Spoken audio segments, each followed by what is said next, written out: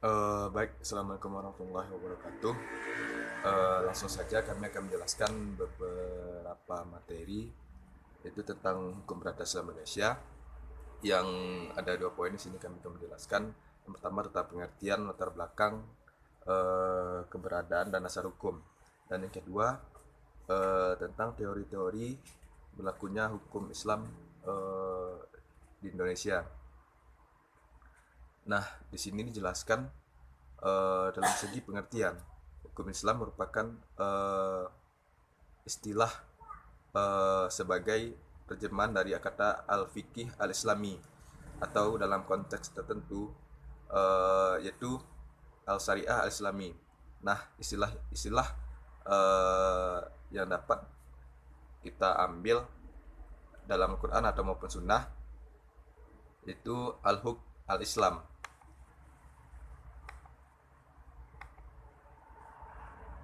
Tetapi seringkali kita dengar bahwa arti-arti atau kata-kata yang kita temui itu adalah kata-kata syariah yang dalam istilah fikih.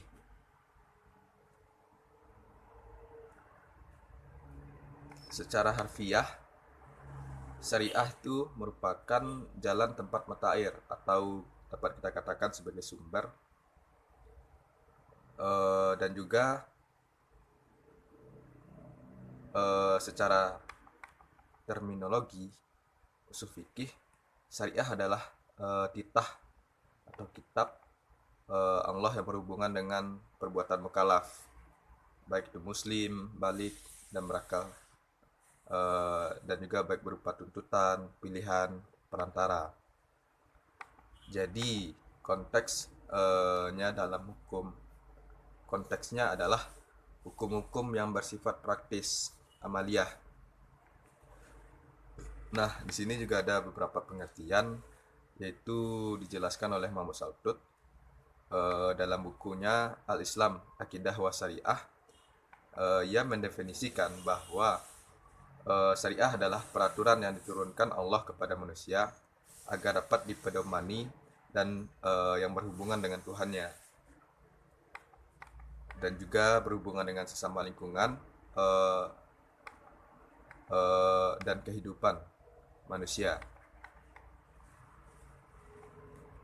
Dan di sini juga ada pengertian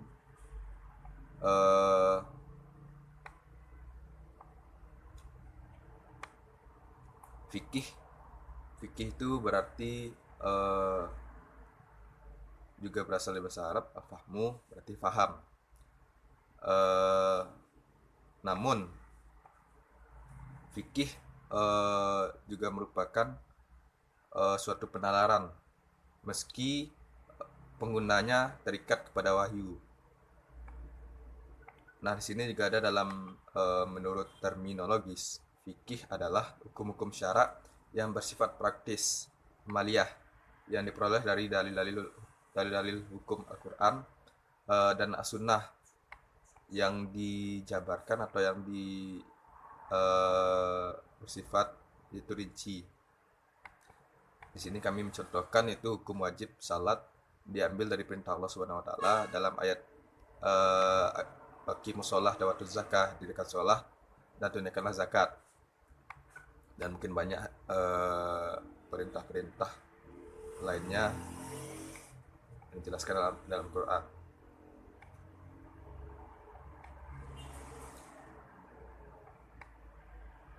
Nah, di sini kami juga menjelaskan, mungkin itu dari segi pengertian, kawan-kawan juga mungkin juga sudah tahu dari pengertian, segi pengertian apa itu fikih dan apa itu syariah atau hukum. Nah, kami langsung saja menjelaskan poin kedua, itu tentang latar belakang keberadaan hukum Islam. Nah, latar belakang keberadaan hukum Islam di sini, secara garis besar hukum Islam terbagi kepada yang pertama itu fikih ibadah, yaitu yang meliputi tentang aturan tentang sholat, puasa, zakat, haji, dan sebagainya, yang bertujuan untuk mengatur hubungan antar manusia dengan Tuhannya.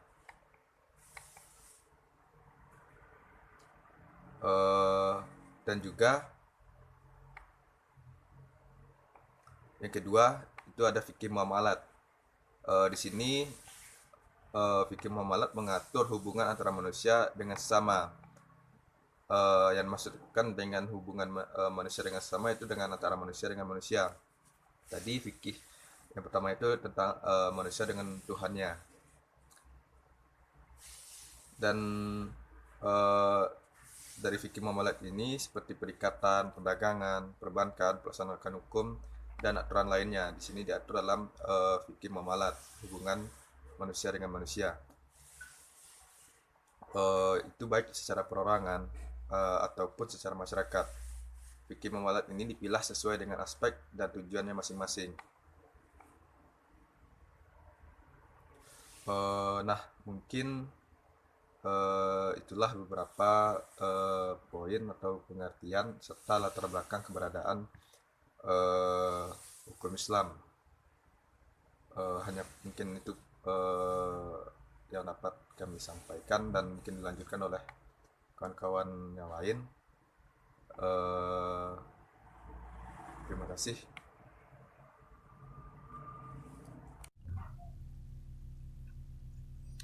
Selanjutnya, teori-teori berlakunya hukum Islam di Indonesia. Yang pertama, teori Receptio in Complexu. Teori ini dikemukakan oleh Van der Berg berdasarkan kenyataan bahwa hukum Islam diterima atau diresepsi secara menyeluruh oleh umat Islam. Statuta Batavia 1642 menyebut bahwa sengketa warisan antara orang pribumi yang beragama Islam harus diselesaikan dengan mempergunakan hukum Islam, yakni hukum yang dipakai sehari-hari. Menurut Nuruddin Al-Raniri yang hidup pada abad ke-17 di Aceh, ia menulis sebuah buku yang Sirat Al-Mustaqim atau Jalan Lurus tahun 1628 Masehi. Kitab ini merupakan kitab pertama yang disebar ke seluruh wilayah Indonesia untuk menjadi pegangan atau pedoman bagi umat Islam. Selanjutnya, menurut Solomon Kaiser tahun 1823 sampai 1868 dan Christian van der Beek pada tahun 1845 sampai 1927 menyatakan bahwa hukum mengikuti agama yang dianut oleh seseorang atau masyarakat. Sebelum keluarnya STWL 1882 nomor 152, Belanda telah mencoba melakukan pengawasan terhadap jalannya hukum Islam.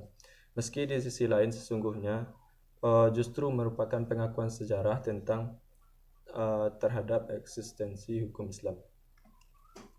Selanjutnya, teori resepsi. Teori resepsi mengatakan bahwa hukum yang berlaku bagi orang Islam adalah hukum adat mereka masing-masing. Hukum Islam dapat berlaku apabila telah Hukum Islam dapat berlaku apabila telah diresepsi oleh hukum adat. Jadi, hukum adatlah yang menentukan ada atau tidaknya hukum Islam di dalam teori resepsi. Hazairin menyebut teori resepsi ini sebagai teori iblis karena menurutnya teori ini tidak sejalan dengan iman orang Islam.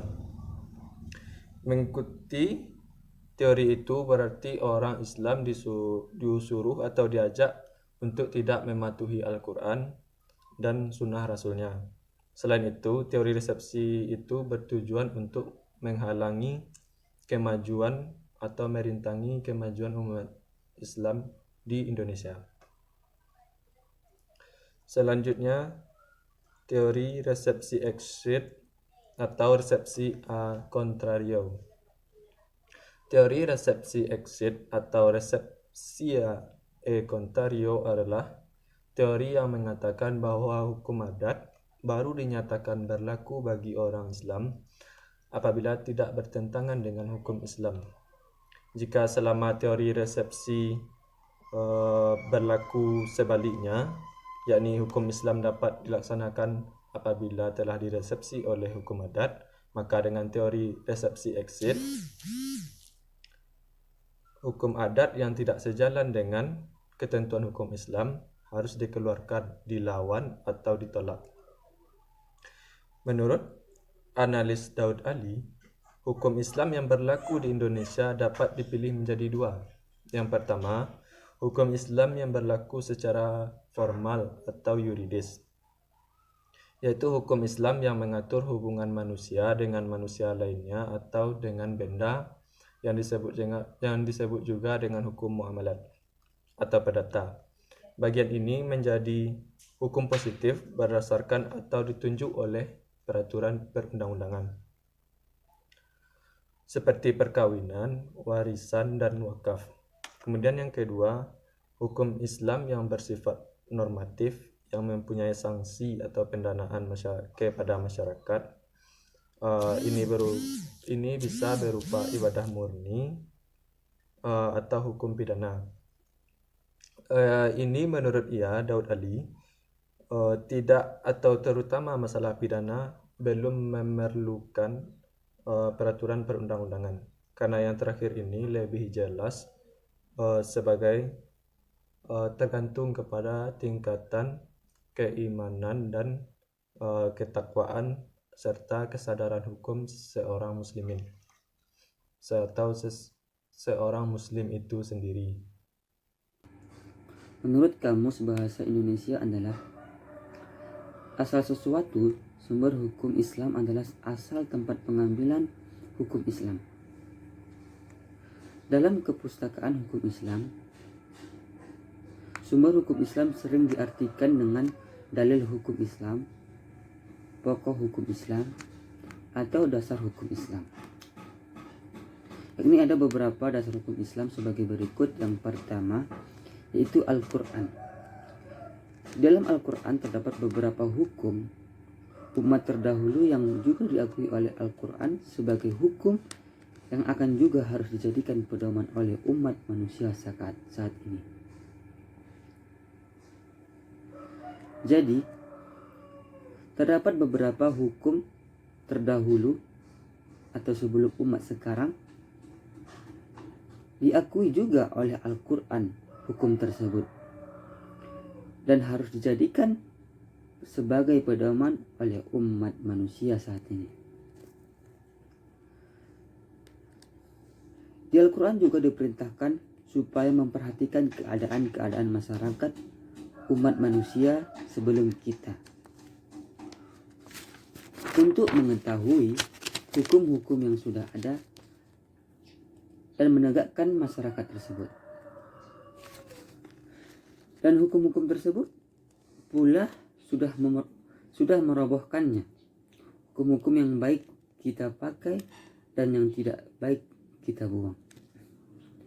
Selanjutnya itu mengenai hadis atau sunnah. Para fuqaha memberikan definisi sebagai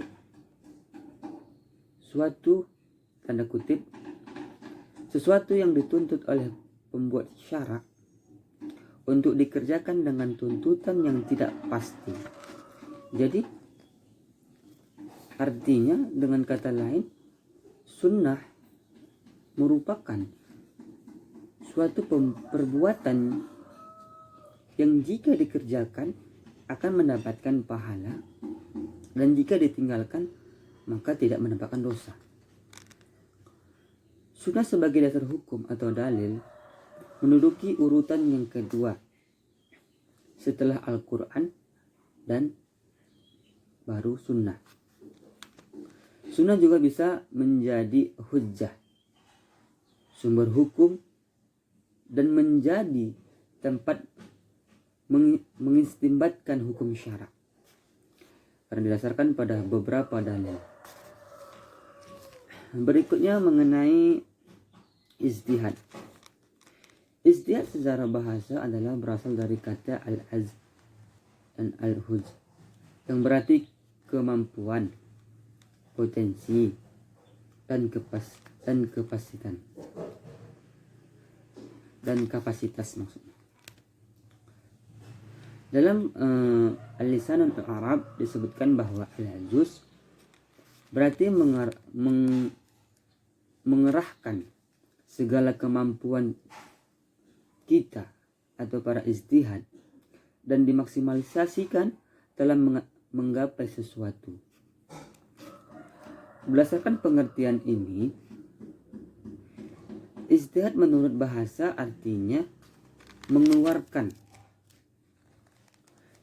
segala sesuatu dan memeras segala kemampuan untuk menggapai sesuatu hal dari berbagai hal yang masing-masing mengandung konsekuensinya, kesulitan, keberatan, atau masyaqqah. Sedangkan menurut istilah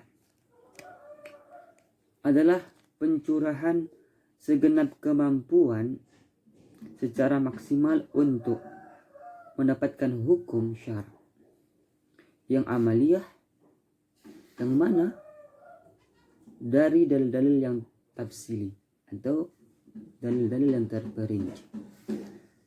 Mungkin sekian